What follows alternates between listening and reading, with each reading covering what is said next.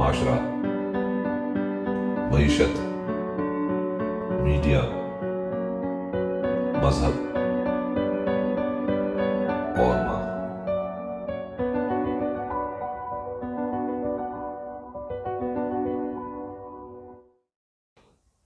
السلام علیکم۔ Channel M5 سے نسرین پرویز آپ کی خدمت میں دوبارہ آپ سے مخاطب ہے۔ چونکہ یہ بچوں کا، یہ ہمارے فیوچر کا سوال ہے۔ جو اسٹوڈنٹ ہوتا ہے وہ کسی بھی ملک کا وہ سب سے قیمتی سرمایہ ہوتا ہے فیوچر کا، اور ہمیں اب فیوچرسٹ بننا پڑے گا۔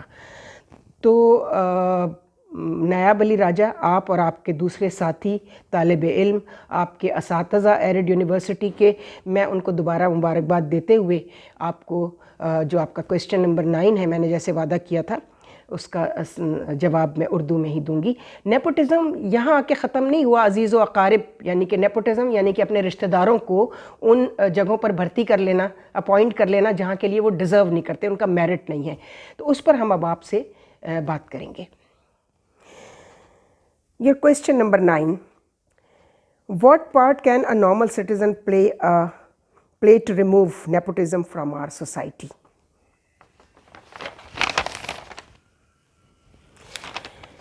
اس کا جواب اردو میں ہی دوں گی اور باقی سوالوں سے متعلق بھی آپ کے، چونکہ ہمارے ناظرین جو ہیں، ہماری جو میجورٹی ہے پاکستان کی، وہ انگریزی نہیں جانتی، یہاں تک کہ ہمارے وہ اسٹوڈنٹس بھی نہیں جانتے جن کو انگریزی کا ڈائریا ہوا ہوتا ہے کئی دفعہ، لیکن ان کو باوجود ڈائریا کے یہ اس طرح کی انگریزی بولی جا رہی ہے جیسے ہمارے ٹیلی ویژن پر ٹی وی کے اینکرز بولتے ہیں، ٹوٹے، اور وہ بھی، اور مجھے افسوس نہیں ہوتا چونکہ ہماری زبان نہیں ہے، بٹ جو اردو کا حال کیا ہے ہمارے ٹیلی ویژن نے، ہمارے میڈیا نے، کارپوریٹ سیکٹر کے میڈیا نے، توبہ توبہ توبہ، کوئی اپنی زبان کے ساتھ ایسا سلوک نہیں کرتا۔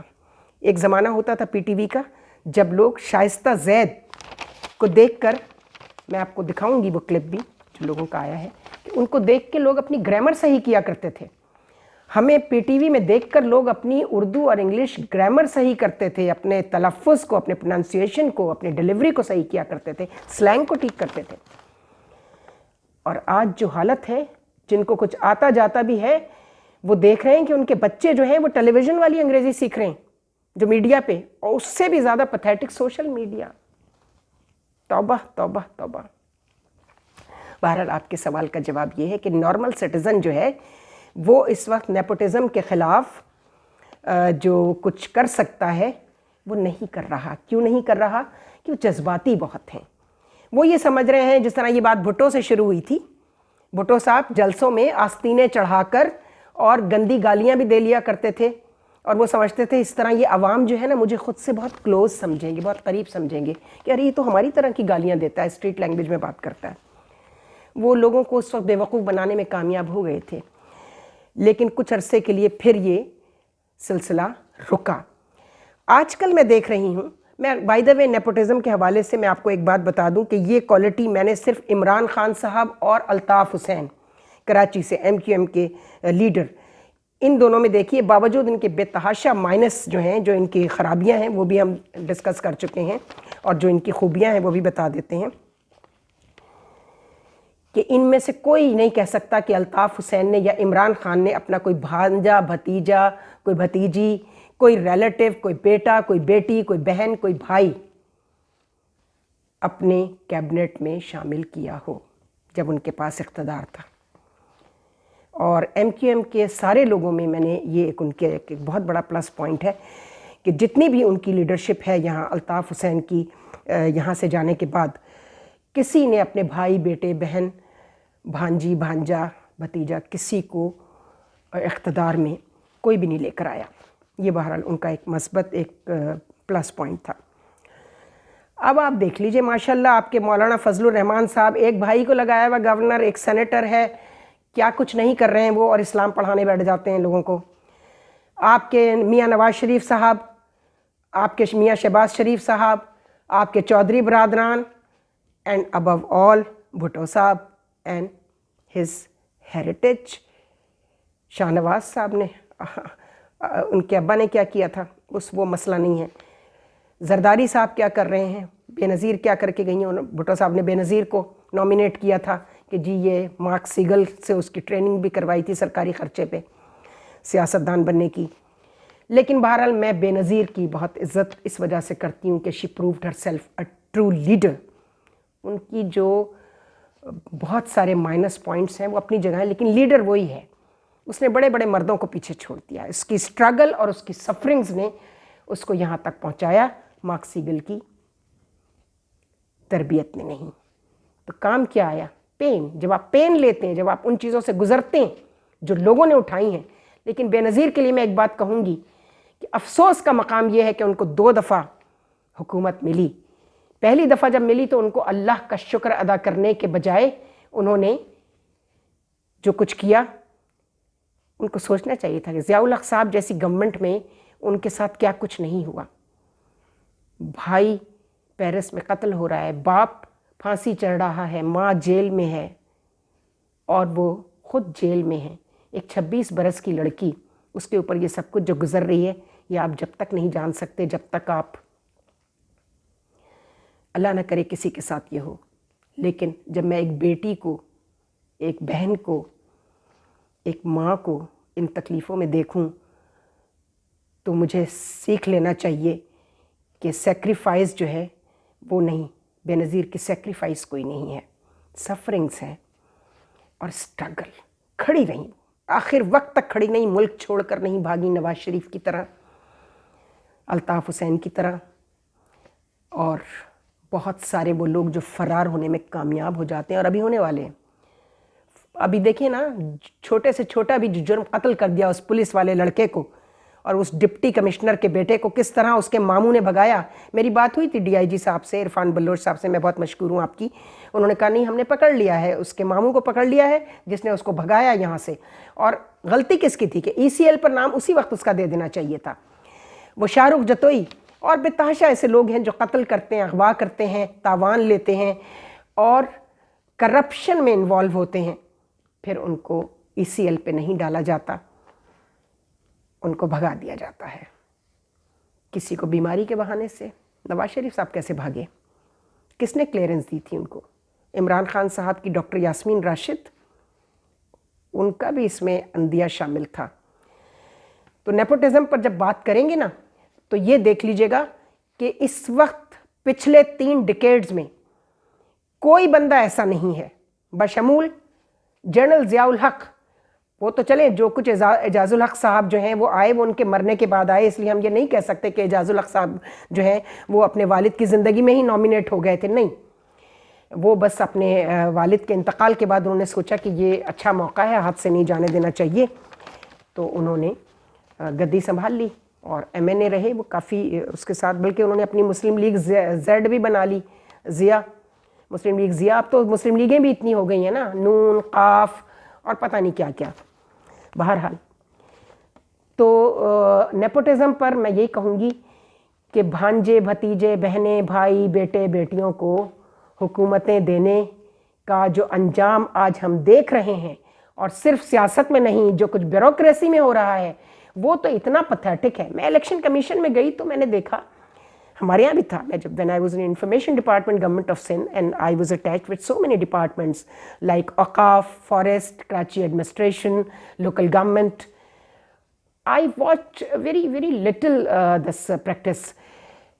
But in Islamabad, in my department, election commission, every third person have appointed his son, his daughter. اور سہارا کس بات کا لیا؟ گورنمنٹ نے الاؤ کر دیا تھا کہ اپنے بیٹے کو کوٹا کر دیا تھا. کیا جب گورنمنٹ ہی غلط لاء بنائے گی، جب قانون ساز جو ہیں وہ غلط لاز بنائیں گے کہ سرکاری محکموں میں سرکاری افسران اور کوئی بھی سرکاری ملازم اپنے بیٹے کو ملازمت دلا سکتا ہے، سنس کوٹا کہلاتا ہے اور ڈاٹرز کوٹا، وہ کیا یہ جائز ہے؟ کیا یہ صحیح ہے؟ ایک جاہل، ایک میرٹ نہ ہونے والا لڑکا یا لڑکی اس جگہ پہ اپوائنٹ کر دیا جائے. آپ اس پوسٹ کو ایڈورٹائز بھی کرتے ہیں، ماشاءاللہ ریٹن ٹیسٹ بھی ہوتے ہیں، انٹرویوز بھی ہوتے ہیں. جو فرسٹ آنے والا لڑکا یا لڑکی ہوتی ہے اس کو ہٹا کر جی سن کوٹے پہ میرا بچہ آ گیا ہے، چونکہ کوئی اسنیر ابا نہیں بنایا ہوتا ہے. میرے اپنے سامنے موجود ہے ایک آدمی جو آج کل بہت بڑھ بڑھ کر عمران خان صاحب کے کنٹینر پہ بھی کھڑا ہوتا تھا، افضل خان. اس نے ٹیسٹ میں وہ فیل ہوا، اس کو ایک صاحب نے، چونکہ وہ اے پی پی میں ملازم کرا دیا تھا اس کو، اس کے فرحت اللہ بابر نے، پیپلز پارٹی سے تعلق رکھتا تھا، آج کل تو داڑھی وغیرہ رکھی ہوئی ہے اس نے، اور وہ ٹی وی پہ بیٹھ کے اپنے آپ کو فارمر سیکٹری بھی لکھواتا ہے، جبکہ وہ کبھی بھی سیکٹری نہیں تھا، وہ ایڈیشنل سیکٹری بھی نہیں تھا. He was D G. Anyway complexes ہوتے ہیں جاہل لوگوں کے، کیا کہا جا سکتا ہے. تو اس نے باقاعدہ انہی صاحب کے کمرے میں بیٹھ کے ٹیسٹ دیا، ایگزامینیشن ہال میں نہیں. میں موجود تھی، میں نے خیال ہی نہیں کیا، مجھے معلوم نہیں تھا. بہت سارے کینڈیڈیٹس ہیں، 400 کینڈیڈیٹس میں آئی اسٹوڈ فرسٹ.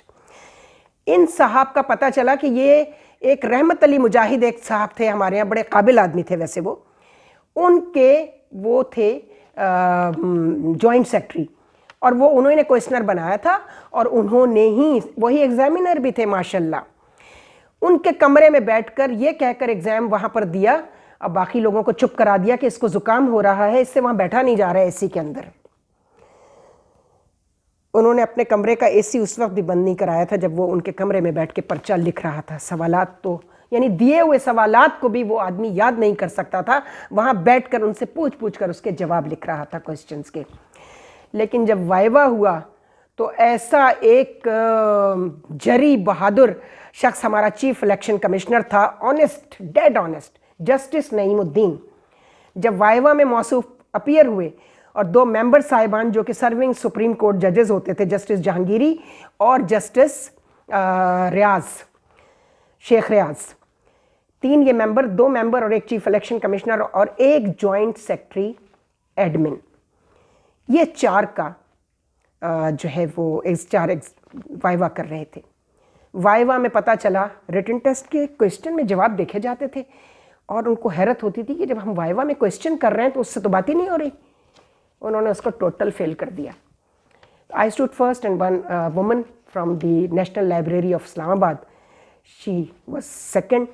بٹ افسوس کہ ان خاتون کو چونکہ پوسٹ ایک ہی تھی اور میرٹ کی پوسٹ تھی، اگر وہ رورل کوٹے پر ہوتی سندھ کے، اول تو میں اپیئر نہیں ہو سکتی تھی، اور اگر اربن کوٹے کی ہوتی سندھ کے تو تب بھی میں نہیں ہوتی، چونکہ کسی نہ کسی سندھی نے ڈومیسائل بنوا لیا ہوتا اربن کا اور وہ اپیئر ہو جاتا. یہی کچھ ہو رہا ہے سندھ میں. تو بھٹو صاحب کی دی ہوئی لعنت جو ایک ہے وہ یہ کوٹا سسٹم بھی ہے، جسے الطاف بھائی بالکل بھول گئے. ایم کیو ایم کو حکومت ملنے کے بعد پوری ایم کیو ایم یہ بھول گئی کہ ان کا مینیفیسٹو میں پہلا ان کا مطالبہ کیا تھا کہ وہ کوٹا سسٹم ختم کرائیں گے، لیٹرل انٹری ختم کرائیں گے. کچھ بھی نہیں. یہ منافقتیں، یہ دروغ گوئی اور یہ قول اور فعل کا جو تضاد ہے، اس نے پاکستان کو تباہ کر دیا ہے. میں تو ابھی بھی چاہے آپ مجھ پر کوئی بھی الزام لگائیں، مجھے اس کی پرواہ نہیں ہوگی، لیکن اللہ اللہ کر کے بہت دعاؤں سے جنرل عاصم منیر، جن کو میں قطعاً نہیں جانتی، میں حلفیہ کہہ رہی ہوں، نہ وہ مجھے جانتے ہوں گے، نام بھی نہیں سنا ہوگا کبھی، لیکن پھر جب ان کا نام چل رہا تھا، اس سے پہلے ہی جب یہ ڈی جی آئی ایس آئی بنے تھے، اس وقت سے لے کے میں ہر ڈی جی آئی ایس آئی کا پورٹ فولیو اور اس کا بیک گراؤنڈ چیک اس لیے کرتی ہوں کہ ایک D G I S I general Javed Ashraf Qazi جو ہاتھ دکھا چکے تھے، اس کے بعد سے پاکستان میں جو بھی ڈی جی آئی ایس آئی آتا ہے، میں ان کی ہسٹری، ان کے جو ویئر اینڈ اباؤٹس اور ان کا کیریکٹر ضرور اس کے لیے تحقیق کرتی ہوں. تو جب میں نے ان کے لیے تحقیق کی تو جو سامنے آئیں، یقین کیجیے میرا دل چاہتا تھا کاش یہ شخص کبھی چیف آف آرمی اسٹاف بن جائے. اور یہ بات ہے 2018 کی، میں ملک سے باہر تھی، مجھے مبشر لقمان کا فون آیا اور انہوں نے کہا کہ بہت اچھا ہمارا وہ ڈی جی آئی ایس آیا ہے. میں تو خود حیران ہوں ان کے میرٹس پر. تو انہوں نے مجھے یہ بات بتائی کہ فرسٹ جنرل آف ہو از حافظ قرآن، اور اس کے علاوہ یہ بتایا کہ اتنا ڈیڈ آنیسٹ شخص ہے اور اتنا اپ رائٹ سولجر ہے یہ شخص کہ کوئی داغ دھبا نہیں ہے اس کے کردار پر. ویسے تو پرفیکشن تو صرف اللہ تعالیٰ کی ذات میں ہے، ہم سب میں کوئی نہ کوئی عیب ہے، لیکن پروردگار کبھی نہ کرے کہ ہم میں کوئی ایسا عیب ہو جس سے دوسروں کی ذات کو، یا اگر ہمارے پاس کوئی بڑی اتھارٹی ہو تو ریاست کو اور عوام کو ہم سے نقصان پہنچے. دعا ہے کہ جنرل عاصم منیر چاہے 6 مہینے کا مارشل لاء لگائیں، چاہے 3 مہینے کا، 90 دن کا لگا کر، مگر جو دن لگائیں مارشل لاء، اس کا مینڈیٹ ہو، اس کا ایک مینیفیسٹو ہو، اور چیف جسٹس آف پاکستان حلف لیں ان سے کہ جو دن اور لمحہ اور ٹائم آپ بتا رہے ہیں اس وقت تک آپ اپنا کام کمپلیٹ کر لیں گے، کیونکہ اب اس ملک کو جوتے کی بڑی سخت ضرورت ہے۔ یہ لاتوں کے بھوت ہیں، یہ باتوں سے نہیں مانیں گے، آپ جو مرضی کر لیں، الٹیمیٹلی آپ کو جوتا اتارنا ہی پڑے گا۔ خدا حافظ۔